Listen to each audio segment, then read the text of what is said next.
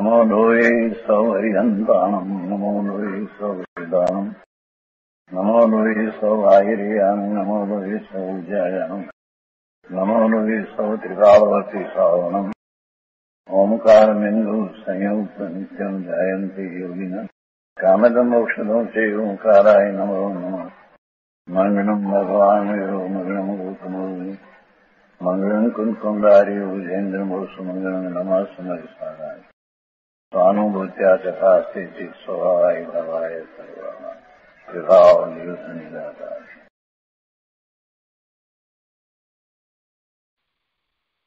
સમયસાર ભગવાન કુમકુંદાચાર્ય રચિત સમયસાર તથા ભગવાન અમૃતચંદ્રાચાર્ય રચિત આત્મખ્યાતિ ટીકા કળશ સહિત એનો સ્વાધ્યાય ચાલે છે. એમાં પરિશિષ્ટમાં 47 શક્તિનો સ્વાધ્યાય કરી રહ્યા છીએ. એમાં જીવત્વ શક્તિ, ચિતિ શક્તિ, રસી શક્તિ અને જ્ઞાન શક્તિનો સ્વાધ્યાય પૂરો કર્યો છે.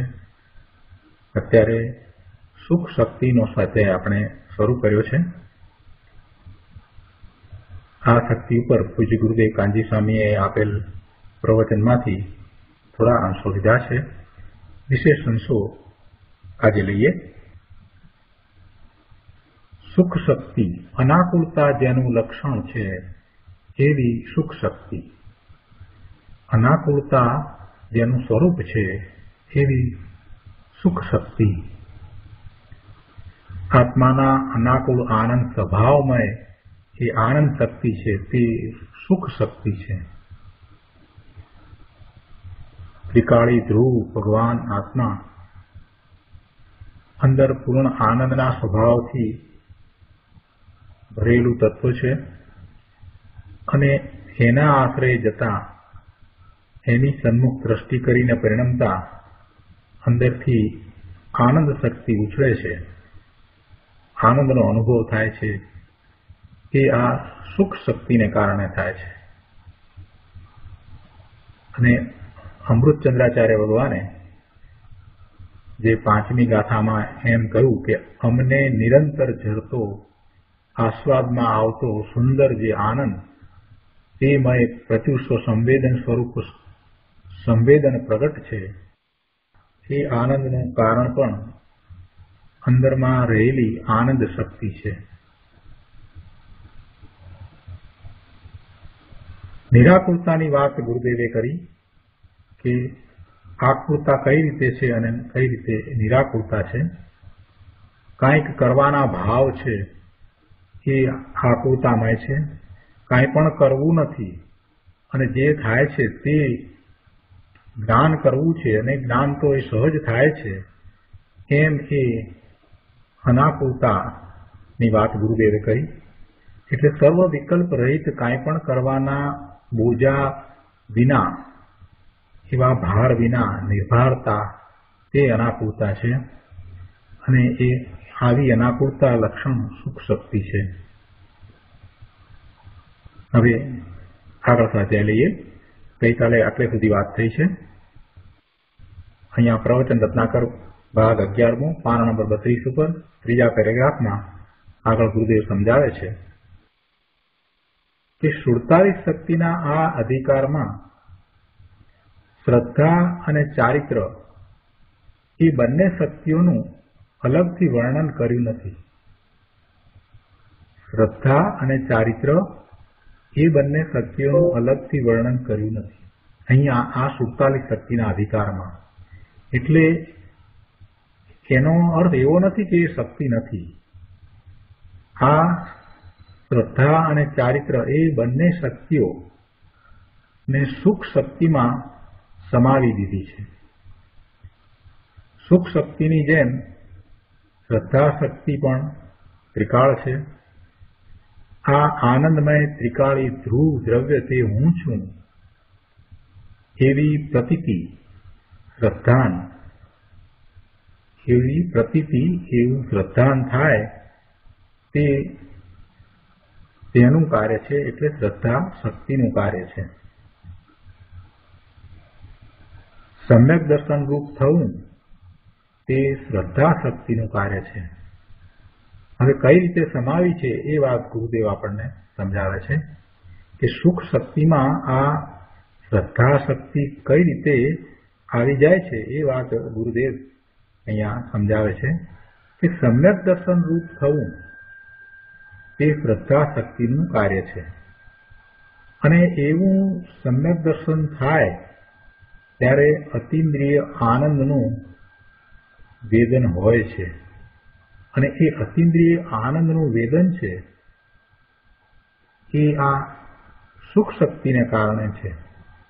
એટલે ગુરુદેવ અહીંયા કહે છે કે સમ્યક દર્શન રૂપ થવું તે શ્રદ્ધા શક્તિનું કાર્ય છે અને તે પ્રગટતા એટલે સમ્યક દર્શન પ્રગટતા સાથે તે જ સમયે નિયમથી અનાકુળ આનંદનું સંવેદન પ્રગટ થાય જ છે.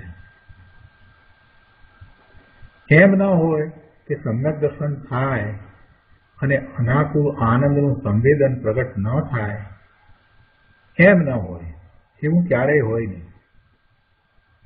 એટલે કહે છે કે જ્યારે સમ્યક દર્શન થાય છે તે જ સમયે નિયમથી અનાકુળ આનંદનું સંવેદન પ્રગટ થાય જ છે.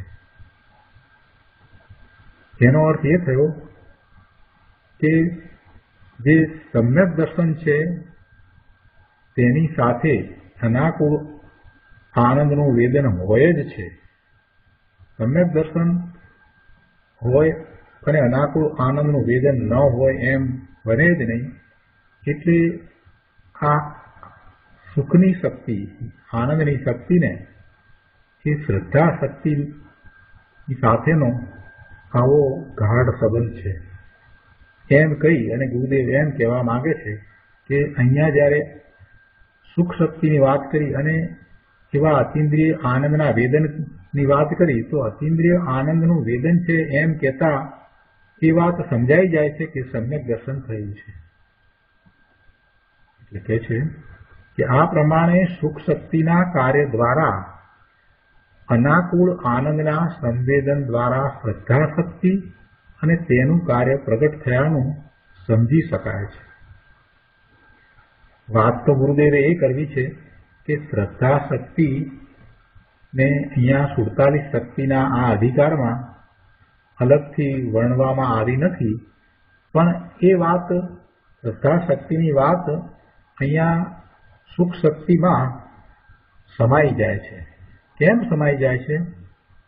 કેમ કે એ શ્રદ્ધા શક્તિ છે એ સમ્યક દર્શન રૂપ થવું એવી શ્રદ્ધા શક્તિ છે.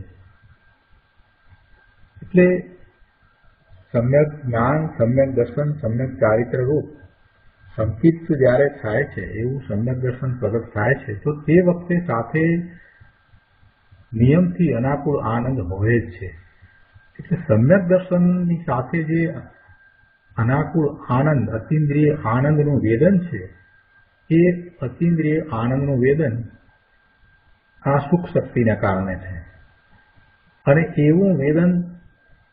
એવું વેદન સમ્યક દર્શન થાય ત્યારે હોય જ છે.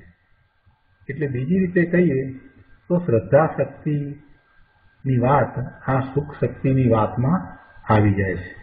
એટલે જ્યારે એમ કહીએ કે સાચા સુખનો અનુભવ થયો, અનાકુળ આનંદનું વેદન થયું, અતિન્દ્રિય આનંદનો અનુભવ થયો, તો એમાં એ સમજી શકાય છે કે શ્રદ્ધા શક્તિ અને તેનું કાર્ય, તે સમ્યક દર્શન રૂપ તેનું કાર્ય એ ત્યાં થયું છે.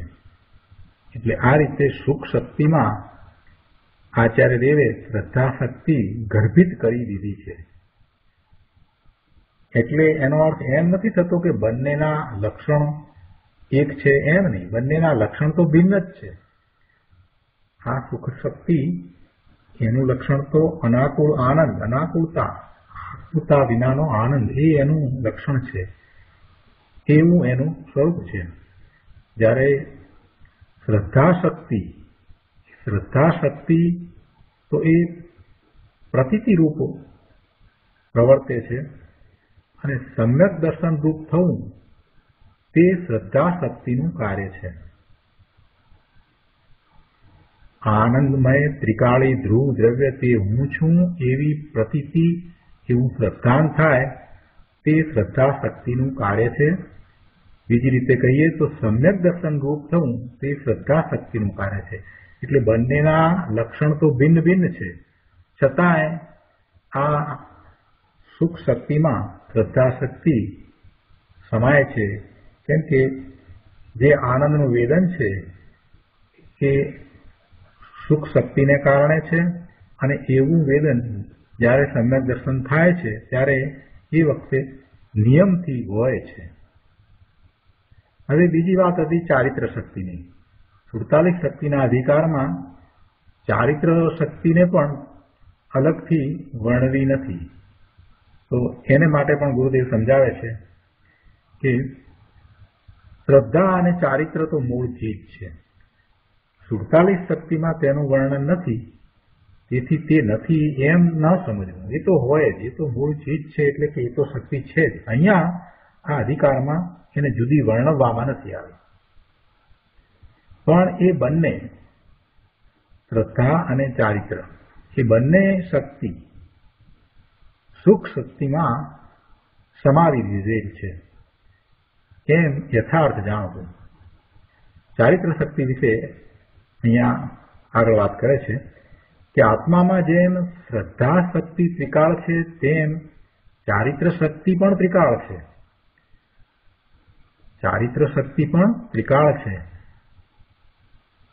સ્વરૂપાચરણ ચારિત્ર. સ્વરૂપાચરણ ચારિત્ર એટલે સ્વરૂપ સ્થિરતાની ક્રમે વિશેષતા થવી, તે ચારિત્ર શક્તિનું કાર્ય છે. સ્વરૂપ આચરણ ચારિત્ર એટલે સ્વરૂપમાં જેટલો સમય રહેવાનું થાય એ ચારિત્રને સ્વરૂપ આચરણ ચારિત્ર કહેવામાં આવે છે. સમ્યક દર્શન થાય છે પછી સ્વરૂપમાં જેટલો સમય સ્થિરતા થાય છે એ સ્વરૂપ આચરણ ચારિત્ર છે, એ નિશ્ચય ચારિત્ર છે. એટલે સમ્યક દ્રષ્ટિને ચોથા ગુણસ્થાને ચારિત્ર નથી એમ નહીં, એને સ્વરૂપ આચરણ ચારિત્ર છે. અને જેમ જેમ એ પોતાના સ્વરૂપમાં સ્થિરતા વધારે છે, એકાગ્રતા વધારે છે, તેમ તેમ એ સ્વરૂપ આચરણ ચારિત્ર વધતું જાય છે, ખીલતું જાય છે. અને એ સ્વરૂપ આચરણ ચારિત્ર છે તે ચારિત્ર શક્તિનું કાર્ય છે. સ્વરૂપ આચરણ એટલે સ્વરૂપ સ્થિરતાની ક્રમે વિશેષતા થવી તે ચારિત્ર શક્તિનું કાર્ય છે. અને તે ત્રિકાળી ધ્રુવ દ્રવ્યના ઉગ્ર આલંબનથી પ્રગટ થાય છે. સમ્યક દર્શન થયું ત્યારે ધ્રુવનું લક્ષ કરીને અનુભવ થયો હતો.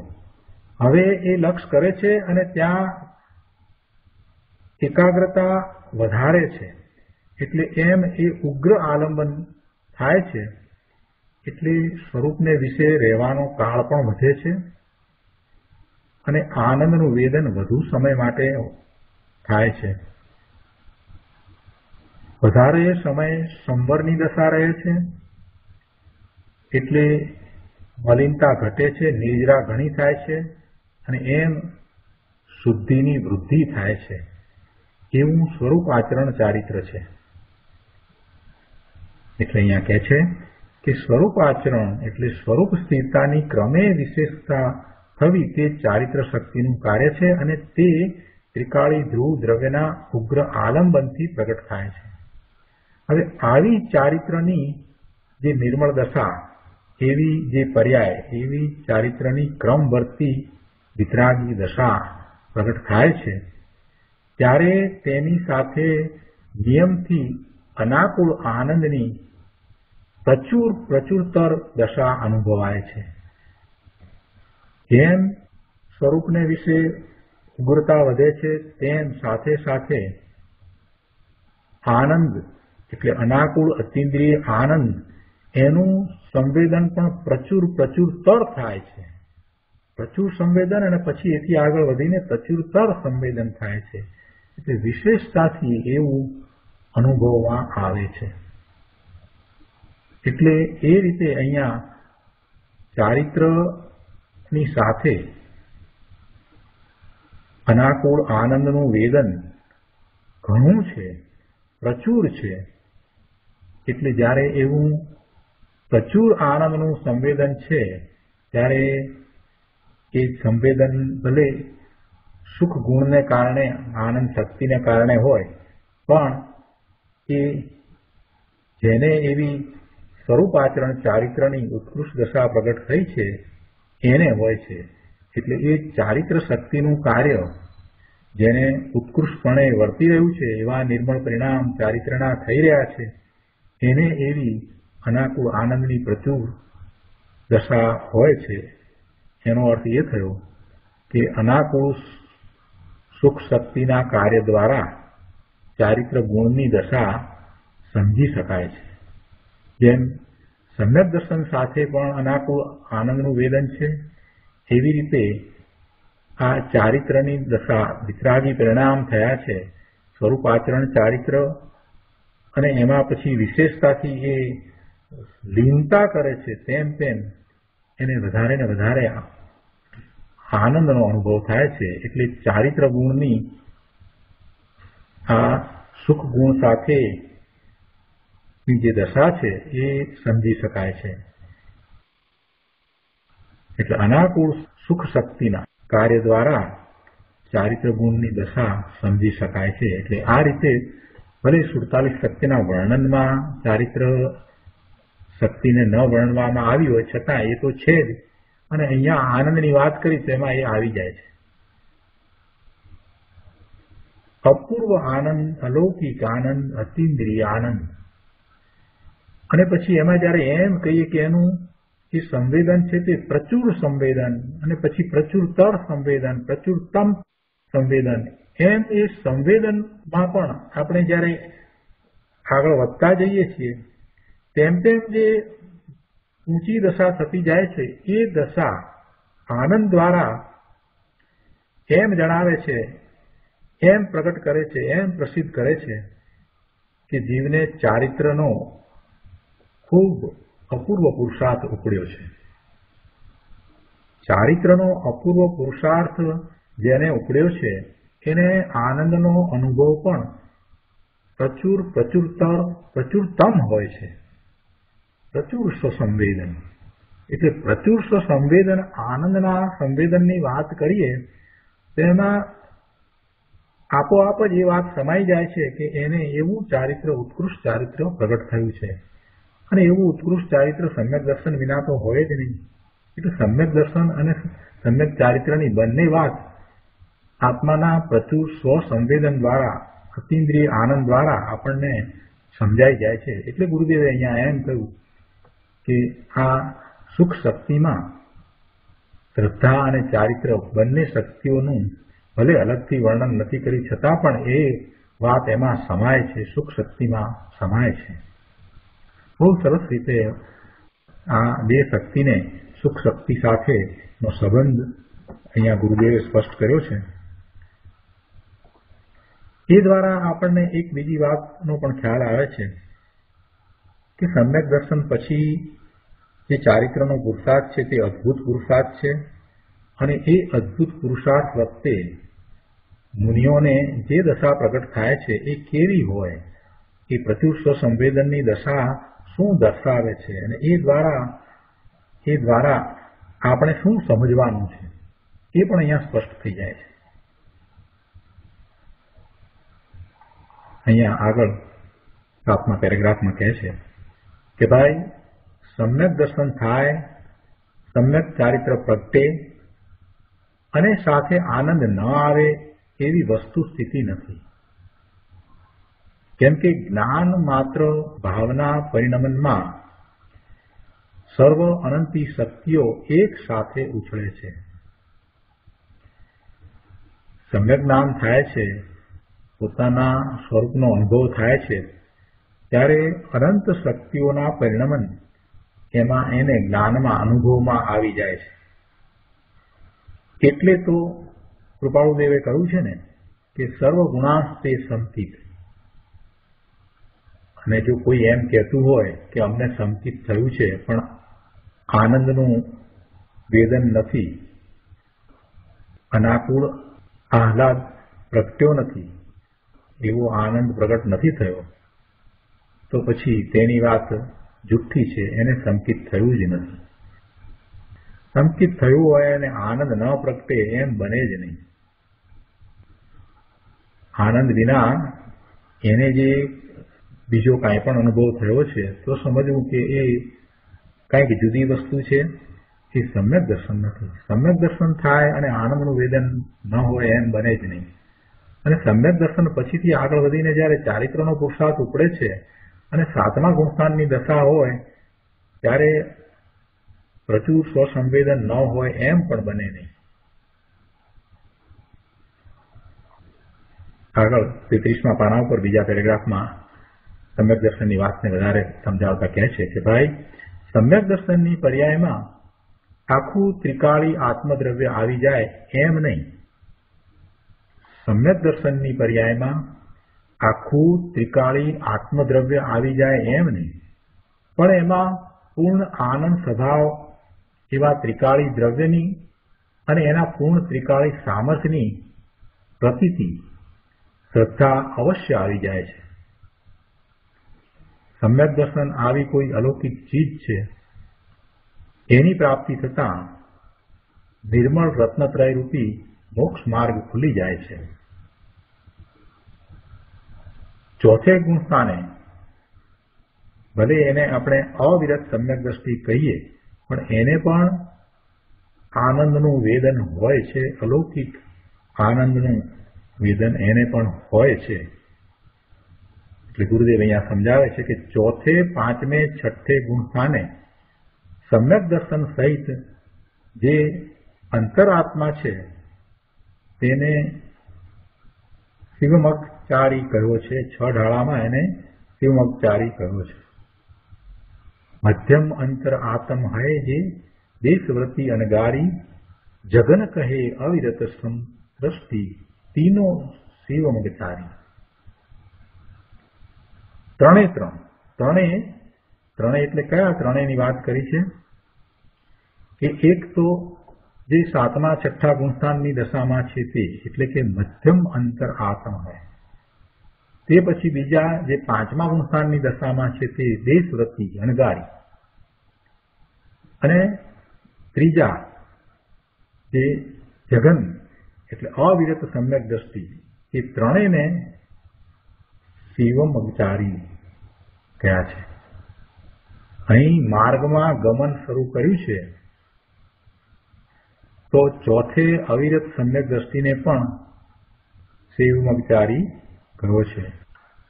ચારિત્રની પૂર્ણતા તો 14મા ગુણસ્થાનના અંત સમયમાં થાય છે, છતાં છઠ્ઠા સાતમા ગુણસ્થાનમાં સ્વસ્વરૂપની દ્રષ્ટિ સહિત સ્વરૂપમાં રમણતા લીનતાની વિશેષ દશા પ્રગટ થાય છે, અને ત્યારે સાથે પ્રચુર આનંદની દશા પ્રગટે છે. આ છઠ્ઠા સાતમા ગુણસ્થાનથી મુખ્યપણે ચારિત્ર ગણવામાં આવ્યું છે અને ત્યાંથી મોક્ષ માર્ગ કહેવામાં આવે છે. પણ ચોથા ગુણસ્થાનથી માર્ગ ખુલે છે, એટલે માર્ગની શરૂઆત તો ચોથા ગુણસ્થાનથી થાય છે, સમ્યક દર્શન થાય છે ત્યાંથી થાય છે. છતાં પણ ચોથામાં સાક્ષાત ચારિત્ર નથી, સાક્ષાત મોક્ષ માર્ગ નથી. સાક્ષાત ચારિત્ર દશા તો સ્વરૂપની ઉગ્ર રમણતાની વિશેષ દશા થતાં પ્રગટ થાય છે. એ વખતે સ્વરૂપ આચરણ ચારિત્ર હોય છે, એટલે જ્યારે પોતાનો અનુભવ થાય છે એ કાળે જે ચારિત્ર છે તે સ્વરૂપ આચરણ ચારિત્ર છે. ચોથા ગુણસ્થાનની દશામાં એવું નિશ્ચય ચારિત્ર, શુદ્ધ ચારિત્ર હોય છે. પણ એ નિર્વિકલ્પ ધ્યાનમાં પોતાના સ્વરૂપનો અનુભવ ચોથા ગુણસ્થાન વાળાને ઘણા લાંબા કાળે થતો હોય છે, એટલે વચમાં આંકડો ઘણો પડી જાય. કોઈ વખતે અઠવાડિયે, કોઈ વખતે મહિને, કેટલીક વખત તો મહિનાઓ ચાલ્યા જાય તો પણ ફરીથી પાછો એવો અનુભવ થતો નથી. ઘણો ટાઈમ નીકળે છે, આંકડો ઘણો પડી જતો હોય છે. એટલે એવું નિશ્ચય ચારિત્ર એ ચોથા ગુણસ્થાનની દશાવાળાને ઓછું છે. એને નથી બિલકુલ એમ ના કહેવાય, પણ એને ઘણું ઓછું છે. એને શુભભાવ વિશેષ છે, પણ એ શુભભાવને સમ્યક દ્રષ્ટિ છે એટલે એ ધર્મ સમજતો નથી, એનો પુરુષાર્થ તો ચારિત્રનો જ છે. અને જેમ જેમ એ એકાગ્રતા કરવાનો પ્રયત્ન કરતો જાય છે તેમ હવે એની દ્રષ્ટિ બદલાઈ છે, એટલે હવે પોતાનું સ્વરૂપ શું છે એ ખબર પડી છે, એટલે જગત પ્રત્યેની ઉદાસીનતા એને વધતી જાય છે. જગત પ્રત્યેની ઉદાસીનતા એને વધતી જાય છે. જ્ઞાનનો સ્વરૂપક્ષમ વધે છે અને વૈરાગ્ય વધે છે. જ્ઞાન અને વૈરાગ્ય સાથે હોય. જ્ઞાન ન હોય તો વૈરાગ્ય હોય નહીં, અને વૈરાગ્ય ન હોય તો એ જ્ઞાન પણ જ્ઞાન કહેવાય નહીં. જ્ઞાન હોય ને વૈરાગ્ય ન હોય એમ પણ બને નહીં, બંને સાથે જાય છે. એટલે ચોથા ગુણસ્થાને જે હજી એનો પુરુષાર્થ છે, હજી પાંચમા ગુણસ્થાનની દશા નથી આવી, દેશ વ્યક્તિ નથી થયા, હજી 11 પ્રતિમાધારી શ્રાવક નથી થયા, એવી દશા છે અને ચોથા ગુણસ્થાને છે. તો ત્યારે એની જે દશા છે એમાં આ રીતનો પુરુષાર્થ હોય છે અને એને ચારિત્ર, સાચું નિશ્ચય ચારિત્ર એ અતિ અલ્પ છે, કેમ કે એવી દશા જ વારંવાર થતી નથી. એટલે જે ભાવ છે એ શુભ ભાવ છે, અને એ શુભ ભાવને પાછા એ સમજે છે કે આ શુભ ભાવ છે તે શુદ્ધ ભાવ નથી, એટલે કોઈ મિથ્યા માન્યતા તો નથી. એટલે એ અપેક્ષાથી ગુરુદેવે અહીંયા એમ સમજાવ્યું છે કે 7મા ગુણસ્થાનથી મુખ્યપણે ચારિત્ર ગણવામાં આવ્યું છે, એ અપેક્ષાથી અહીંયા વાત કરી છે. અને ત્યાંથી મોક્ષ માર્ગ કહેવામાં આવે છે. જ્યારે ચોથા ગુણસ્થાનથી માર્ગ ખુલે છે, માર્ગ ખુલે છે એટલે શરૂઆત થઈ જાય છે. હવે એ સમ્યક દ્રષ્ટિ થયો છે તો એ અવશ્ય ચારિત્રનો પુરુષાર્થ કરશે ને કરશે. ચારિત્રનો પુરુષાર્થ થવામાં કેટલો સમય જશે એ કંઈ નક્કી નથી, એ કહી શકાય નહીં. ઋષભદેવ ભગવાનને પોતે આ જ ભવે મોક્ષે જનાર હતા, તે ભવમાં પોતે જન્મથી ક્ષાયક સંકિતી હતા અને પોતે તીર્થંકરનું દ્રવ્ય હતા. તે છતાંય તેમના આયુષ્યમાં 84 લાખ પૂર્વના આયુષ્યમાં 83 લાખ પૂર્વનું આયુષ્ય પૂરું થયું ત્યાં સુધી તો તે ગૃહસ્થાશ્રમમાં હતા. 83 લાખ પૂર્વ સુધી તો ગૃહસ્થાશ્રમમાં હતા, એટલે કે ચારિત્ર ધારણ ન કરી શક્યા. અને એક પૂર્વ જેટલો સમય બાકી રહ્યો ત્યારે એમણે ચારિત્ર પ્રગટ કર્યું, એટલે મુનિદશા અંગીકાર કરી અને પછી ચારિત્રનો પુરુષાર્થ એમણે ઉપાડ્યો. તો એ ચારિત્રની વાત અદભુત છે ભાઈ. અને એ ચારિત્ર જે 7મા ગુણસ્થાને હોય છે એમાં પણ બધાની દશા જુદી જુદી હોય છે. અંતરંગ દશા બધાની જુદી. જેને એવો પુરુષાર્થ ઉપડ્યો છે, અપૂર્વ પુરુષાર્થ ઉપડ્યો છે, એ જ 7મા ગુણસ્થાનના બીજા ભાગમાં જઈને એ શ્રેણી ચડે છે અને પહેલું શુક્લદાન થાય છે અને પછી શ્રેણી ચડે છે. 8મું 9મું 10મું ગુણસ્થાન આવે છે.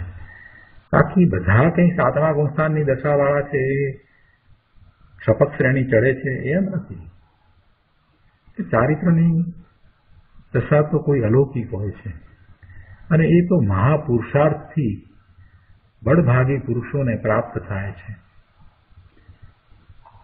અહીંયા આગળ સમજાવે છે ગુરુદેવ કે ભાઈ સંકિતની પ્રાપ્તિમાં જો અંતર્મુખ દ્રષ્ટિનો અપૂર્વ પુરુષાર્થ જોઈએ તો ચારિત્ર દશાની પ્રાપ્તિમાં પણ સ્વરૂપ રમણતાનો મહાન પુરુષાર્થ જોઈએ.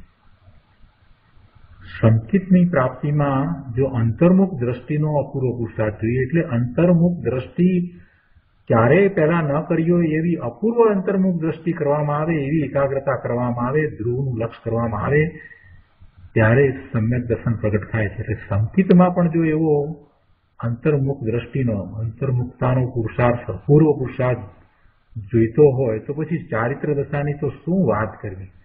ચારિત્ર દશાની પ્રાપ્તિમાં તો સ્વરૂપ રમણતાનો, સ્વરૂપમાં લીનતાનો અપૂર્વ મહાન પુરુષાર્થ જોઈએ. એમ નહીં કે માત્ર નગ્ન દિગંબર મુનિ 28 મૂળ ગુણ સહિત થઈ જાય એટલે એવું ચારિત્ર પ્રગટ થઈ જાય અને શ્રેણી ચડી જાય, એમ નહીં. અંદર આનંદ સ્વરૂપ આત્મામાં ઉગ્ર લીનતા રમણતા થઈ જાય આનંદ સ્વરૂપની અસ્થિની મસ્તીમાં મશગુલ થઈ જાય તેનું નામ ચારિત્ર છે. સમ્યક દર્શન વિના તો ચારિત્ર હોતું જ નથી. પણ જેને સમ્યક દર્શન થયું છે એની દશા ચોથા ગુણસ્થાનની હોય અને એ દીક્ષા લઈ લઈને ચોખ્ખું 28 મૂળ ગુણ સહિત નગ્ન દિગંબર પણ એવું દ્રવ્યલિંગ બાહ્યમાં હોય તો કાંઈ એને 7મું ગુણસ્થાન આવી જાય એમ નથી. અંતરંગ દશા એની ચોથા ગુણસ્થાનની હોય અને બાહ્યમાં 6થા ગુણસ્થાન જેવું ચારિત્ર હોય, એવું બાહ્ય ચારિત્ર હોય, એવું દ્રવ્યલિંગ હોય. પણ 7મું ગુણસ્થાન એથી કંઈ આવી જાય એમ નથી. 7મા ગુણસ્થાનની પ્રાપ્તિ માટે, એવી દશા પ્રાપ્ત કરવા માટે તો ઘણો પુરુષાર્થ જોઈએ. એ તો નિર્વિકલ્પ ધ્યાનમાં મુનિઓ એવો પુરુષાર્થ કરે છે અને એમ પોતે પોતાની 7મા ગુણસ્થાન જેવી દશા પ્રગટ કરે છે અને પછી બહાર આવે છે તો 6થું ગુણસ્થાન કહેવાય છે. એટલે ચારિત્રના પુરુષાર્થની તો ઘણી વાત છે. એ તો અલૌકિક પુરુષાર્થ છે. એ કોઈ સામાન્ય પુરુષાર્થ નથી. બાહ્ય ચારિત્ર લેવાથી એવો પુરુષાર્થ ઉપડે છે એમ નથી. એ પુરુષાર્થ અંતરંગ છે અને જેને સમ્યક દર્શન થયું છે એને પછી ભવિષ્યમાં એવો પુરુષાર્થ ઉપડે જ છે. અહીંયા આગળ 34મા પાના ઉપર ચોથા પેરેગ્રાફમાં સમજાવે છે કે ભગવાન આત્મા નિત્ય જ્ઞાન આનંદ સ્વરૂપ છે. તેની અંતર રમણતા થાય તે ચારિત્ર દશા છે. ભગવાન આત્મા નિત્ય જ્ઞાન આનંદ સ્વરૂપ છે એટલે કે ચિદાનંદ છે. તેની અંતર રમણતા થાય તે ચારિત્ર દશા છે. આવા ચારિત્ર સાથે અંદર અતીન્દ્રિય આનંદની પ્રકૃષ્ટ ધારા વહે છે. ચારિત્રની સાથે અતીન્દ્રિય આનંદ હોય જ છે. અતીન્દ્રિય આનંદની ધારા વહે છે. અને ગુરુદેવ તો અહીંયા એમ કહે છે કે એવા અંતર રમણતા રૂપ ચારિત્રની સાથે તો અતીન્દ્રિય આનંદની પ્રકૃષ્ટ ધારા વહે છે. આવી અનાકૂળ આનંદની ભૂમિકામાં મુનિને કિંચિત વ્યવહાર રત્નત્રયનો રાગ આવે પણ તેનું એવા મુનિને સ્વામિત્વ નથી. શુભભાવ આવે, 6થા ગુણસ્થાને મુનિને એવા શુભભાવ આવે છે અને એવા શુભભાવને કારણે તો આ શાસ્ત્રની રચના થઈ જાય છે. સ્તુતિનો ભાવ આવે છે, પ્રભુની સ્તુતિનો ભાવ પણ એમને આવે છે, શિષ્યને સમજાવવાનો ભાવ પણ આવે છે, શાસ્ત્રની રચનાનો ભાવ પણ આવે છે. એ બધા શુભભાવ છે. પણ એ જે શુભભાવ છે એના એ સ્વામી થતા નથી અને પોતે પોતાના સ્વરૂપને વિશે ફરીથી સ્થિરતાનો પુરુષાર્થ આદરી દે છે.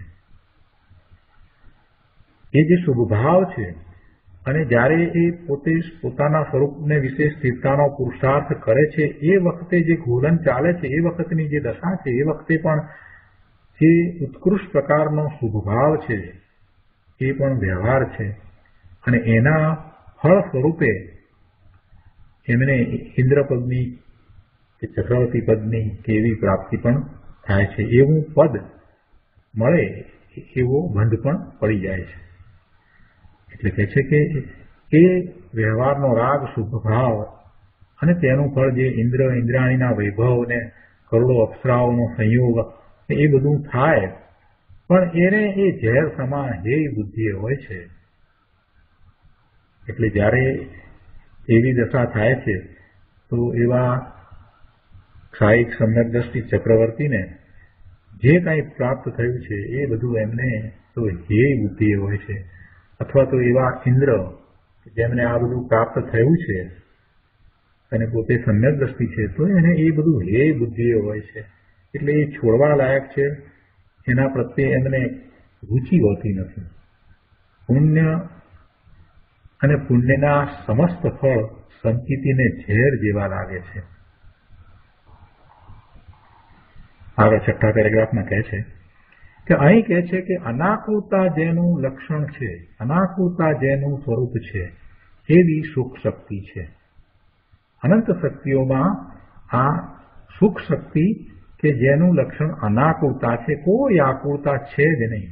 આકુળતા નથી એટલે આત્મપ્રદેશનું કંપન પણ નથી. આત્મપ્રદેશનું કંપન નથી એવી અનાકુળતા, એ જ એનું લક્ષણ છે. એવી આ સુખ શક્તિ છે.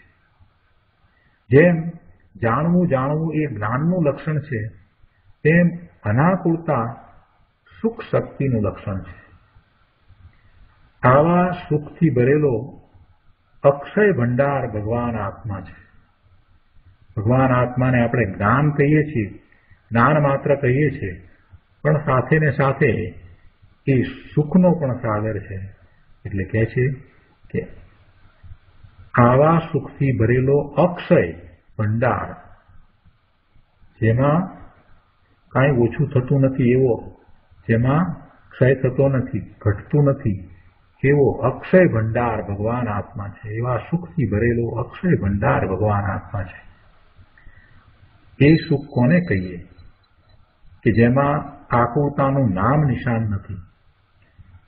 સુખ શક્તિમાં આકુળતા નહીં અને તેના ક્રમવર્તી પરિણમનમાં, એટલે કે તેની એક પછી એક થતી પર્યાયમાં પણ આકુળતા નહીં. ગુરુદેવ કરુણા કરીને કહે છે કે ભાઈ, તારે સુખ જોઈએ છે તો અનાકુળ સુખ જેનો સ્વભાવ છે એવા તારા આત્મદ્રવ્યની દ્રષ્ટિ કર. અનાકુળ સુખ જેનો સ્વભાવ છે એવું તારું આત્મદ્રવ્ય છે, અને એવા આત્મદ્રવ્યની દ્રષ્ટિ કરતા, તેમાં લીનતા કરતા એવા આનંદની પ્રાપ્તિ થાય છે. એવા આનંદની પર્યાયો એક પછી એક ક્રમમાં પ્રગટે છે. બાકી આ રાગ આદિ વિકાર તો આકુળતા છે.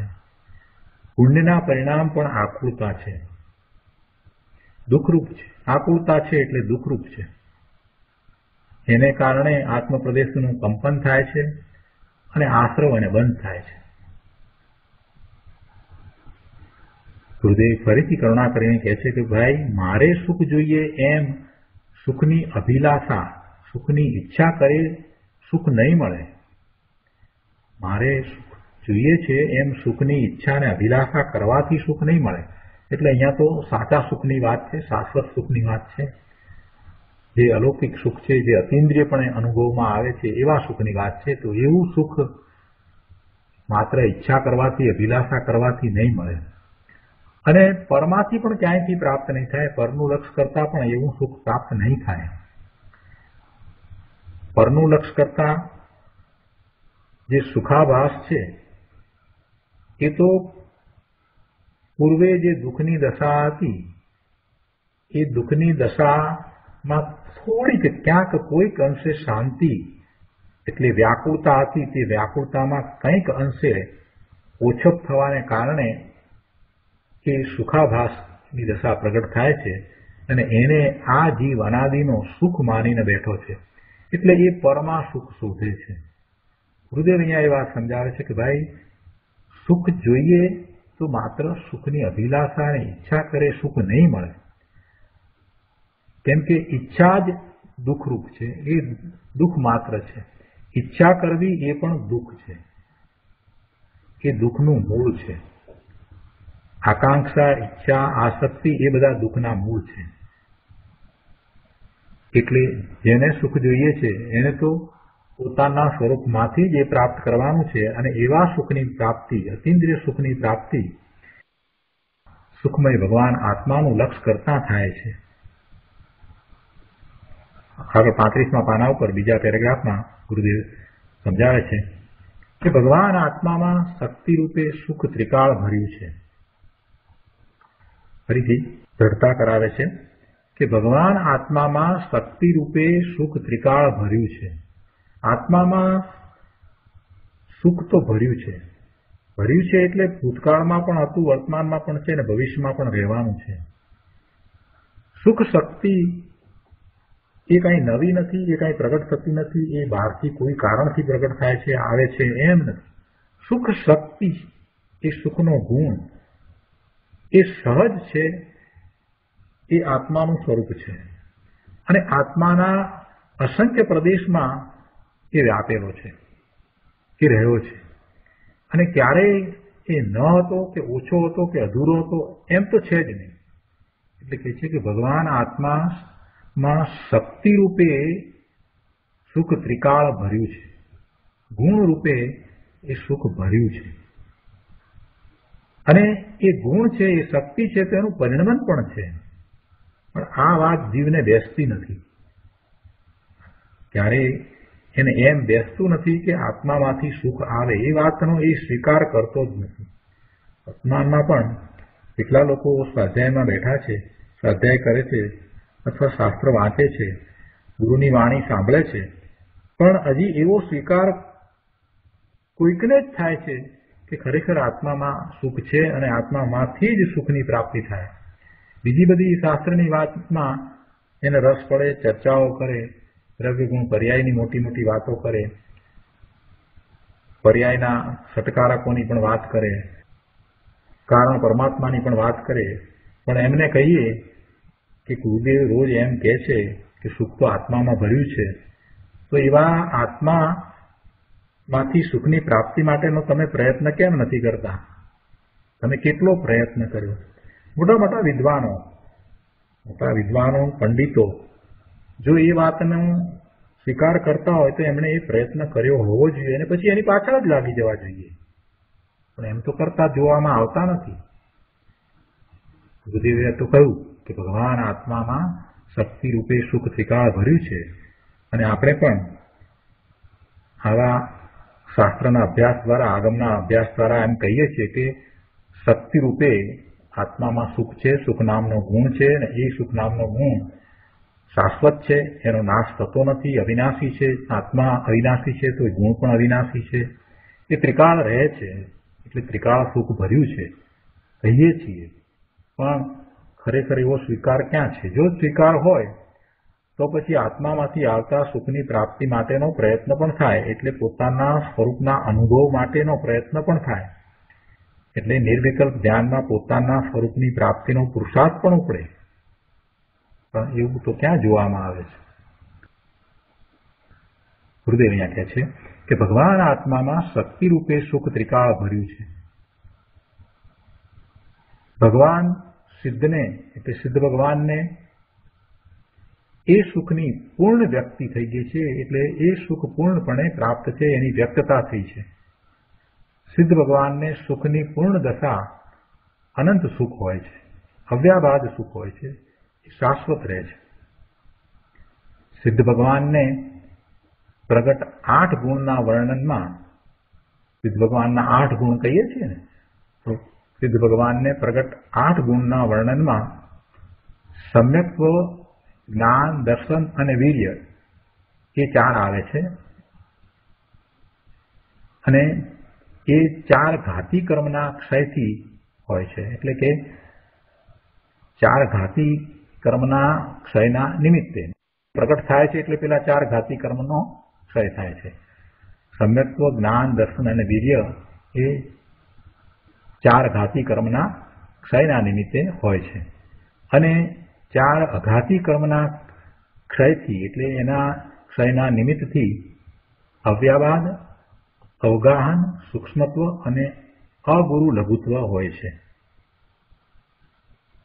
અઘાતી કર્મ છે ને, આયુષ્ય, નામ, ગોત્ર અને વેદનીય,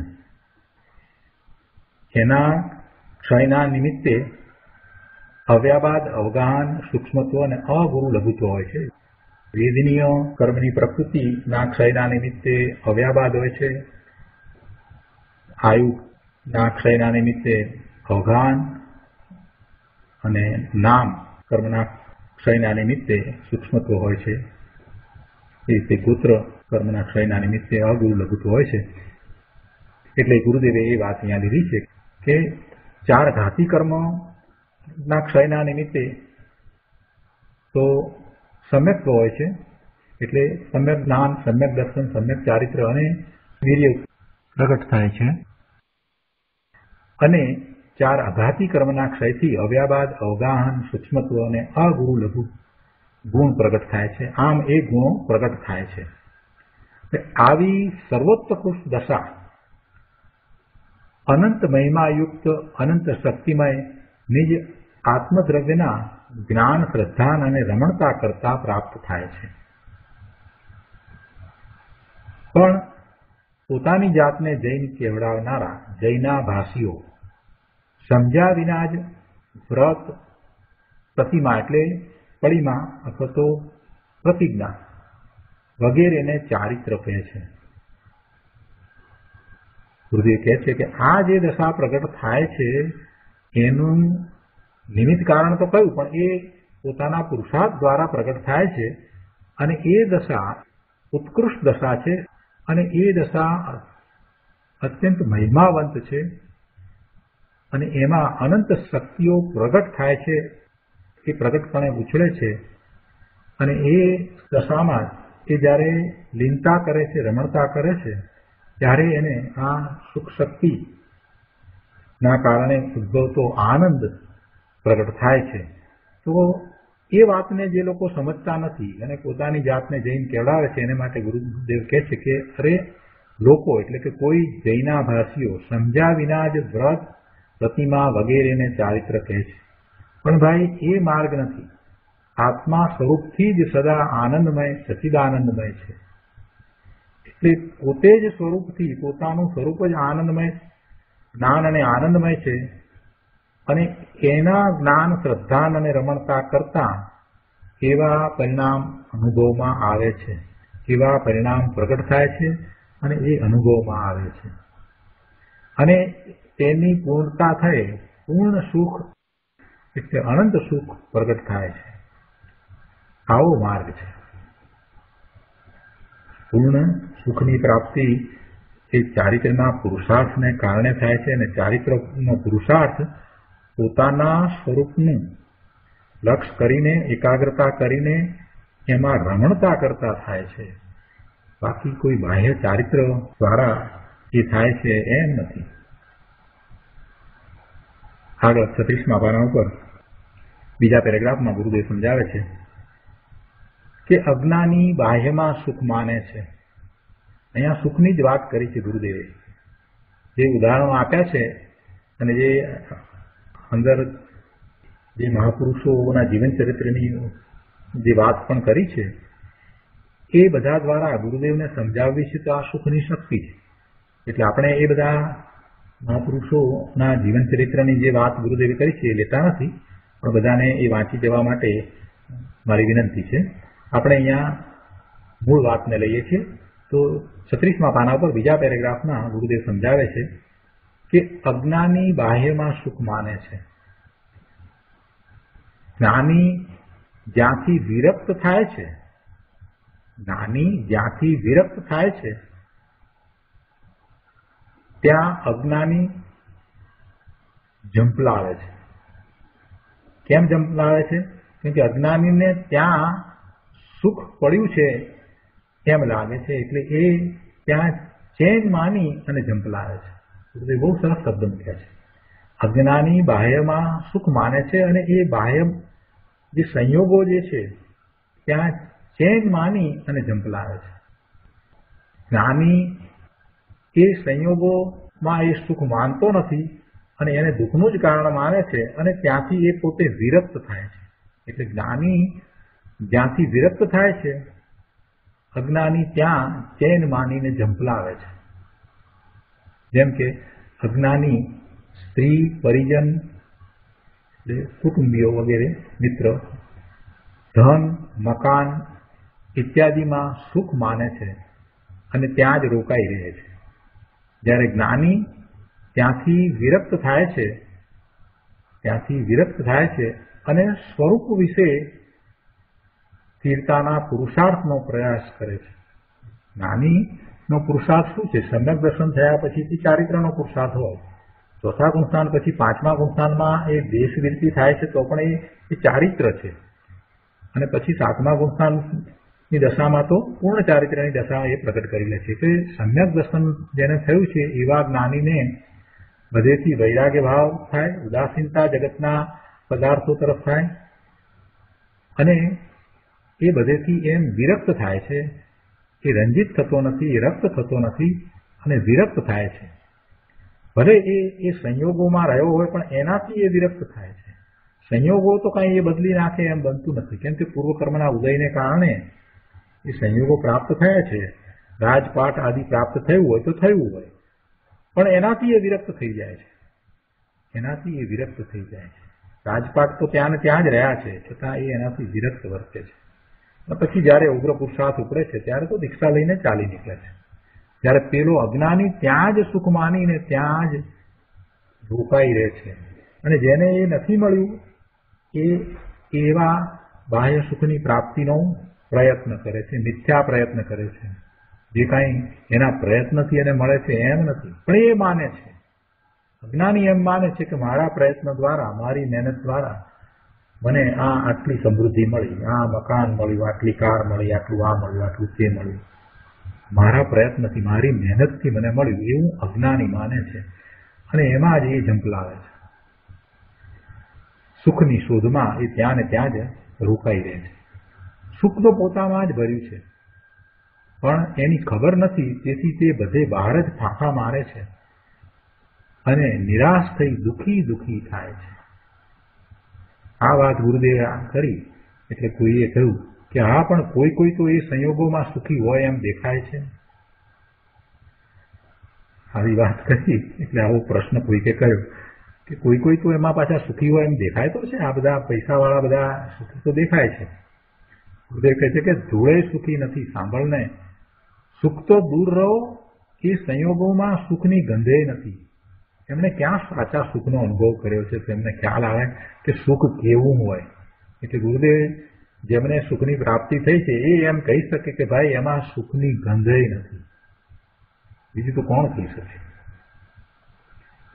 ગુરુદેવ કહે છે કે ઉલટું એના તરફનું જે વલણ છે તે મહાપાપ અને દુઃખ છે. એટલી આકુળતા છે, બીજું કાંઈ નથી. સુખ તો તેને કહીએ જેમાં આકુળતાની છાંટ પણ ન હોય, સહેજે આકુળતા ન હોય, એને સુખ કહીએ. અને જે કદી નાશ ન પામે, કદી પલટી જાય નહીં, બદલાઈ જાય નહીં, ચાલ્યું જાય નહીં, ઓછું થાય નહીં, એને સુખ કહીએ. આગળ 37મા પાના ઉપર 6ઠ્ઠા પેરેગ્રાફમાં કહે છે, કરુણા કરીને ગુરુદેવ સમજાવે છે કે અરે ભાઈ, તારા સ્વભાવમાં તો એકલું સુખ સુખ સુખ, બસ સુખ જ ભર્યું છે. સુખ સ્વભાવગત છે. જો બીજા દ્રષ્ટિકોણથી વિચાર કરવાની જરૂર છે આપણને બધાને. સુખ એ આત્માનો સ્વભાવ છે. તર્ક દ્વારા સમજીએ તો જેવા ગુણ હોય એવો સ્વભાવ હોય. તો આત્મામાં સુખ ગુણ છે, તો આત્માનો સ્વભાવ સુખ હોવો જોઈએ. આત્મામાં જ્ઞાન ગુણ છે, તો આત્માનો સ્વભાવ જ્ઞાન છે. જે ગુણ છે એ ગુણનું પરિણમન છે, એટલે એવો સ્વભાવ હોય. ગુણ વિના એવો સ્વભાવ હોય નહીં. ગુણ હોય અને એવો સ્વભાવ ન હોય એમ પણ બને નહીં. આ તર્ક દ્વારા સમજાયું છે. એટલે ગુરુદેવ કહે છે કે ભાઈ, આત્મામાં સુખ ગુણ છે, એવી શક્તિ છે, એટલે એનો અર્થ એ થયો કે એનો સ્વભાવ છે. આત્માનો સ્વભાવ સુખનો સ્વભાવ છે.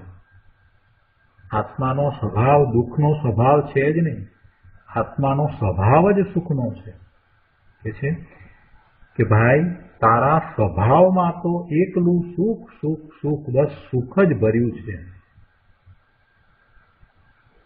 વીણાના તારને છેડતા જેમ ઝણઝણાટી કરતી વાગે છે, તેમ સુખ શક્તિથી ભરેલા આત્મામાં એકાગ્ર થતા ઝણઝણાટ કરતી સુખના સંવેદનની દશા પ્રગટ થાય છે. પણ અરે, એને નિજ સ્વભાવનો મહિમા નથી. પોતાના સ્વભાવનો એને મહિમા આવ્યો નથી. અનંત ગુણના રસથી ભરેલા નિજ પદની સંભાળ કર્યા વિના તે અનાદિથી પરપદને પોતાનું માની ભવસાગરમાં ગોથા ખાયા કરે છે. પરનું જ લક્ષ કરીને રહ્યો છે, સ્વનું લક્ષ કર્યું નથી. એટલે પોતાના સ્વરૂપમાં શું છે એનો એને ખ્યાલ જ આવ્યો નથી.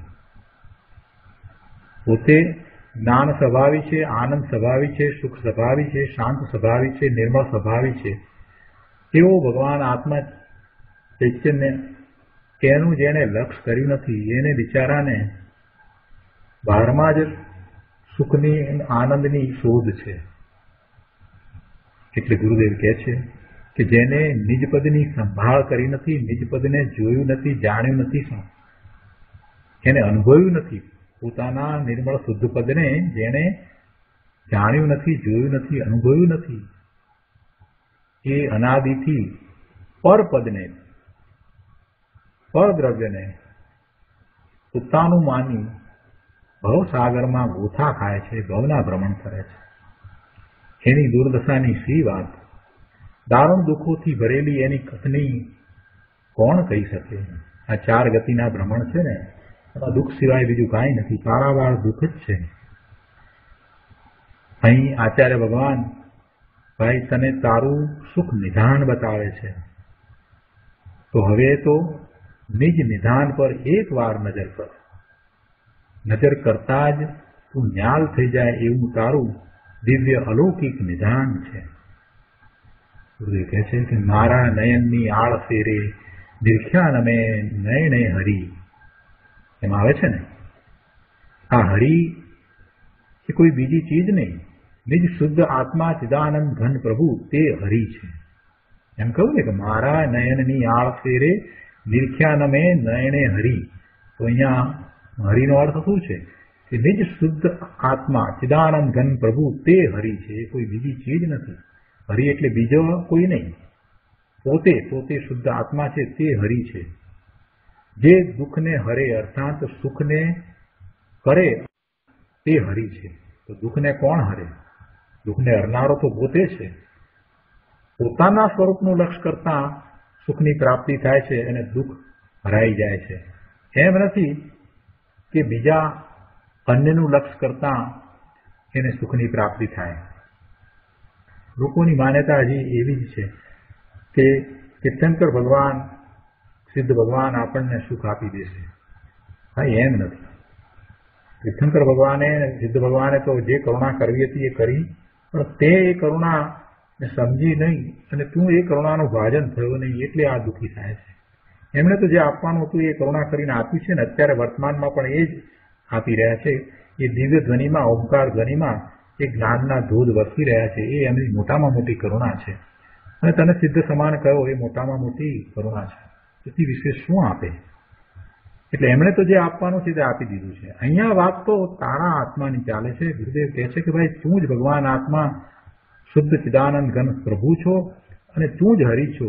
જે દુઃખને હરે તે હરિ, સુખને જે પ્રાપ્ત કરાવે અને દુઃખને હરે તે હરિ છે. પંચાધ્યાયમાં આવે છે કે હરતી ઇતિ હરિ, દુઃખના બીજભૂત જે મિથ્યાત્વને હરે તે હરિ નામ સુખ નિદાન આનંદ સ્વરૂપ ભગવાન આત્મા છે.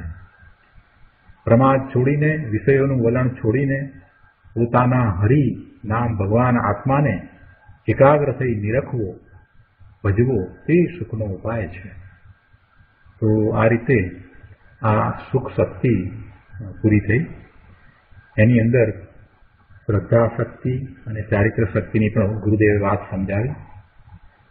અને પોતાનું સ્વરૂપ સુખમય છે એ નિર્ણય આપણે તર્ક દ્વારા પણ કરી શકીએ છીએ. અને એમાં વધારે દ્રઢતા કરતા પોતાના સ્વરૂપની દ્રઢતા થાય છે. તો આજનો સ્વાધ્યાય અહીંયા સુધી રાખીએ છીએ. હવે સુખધામ બોલીએ. સુખધામ અનંત સુસંત ચરી દિન રાત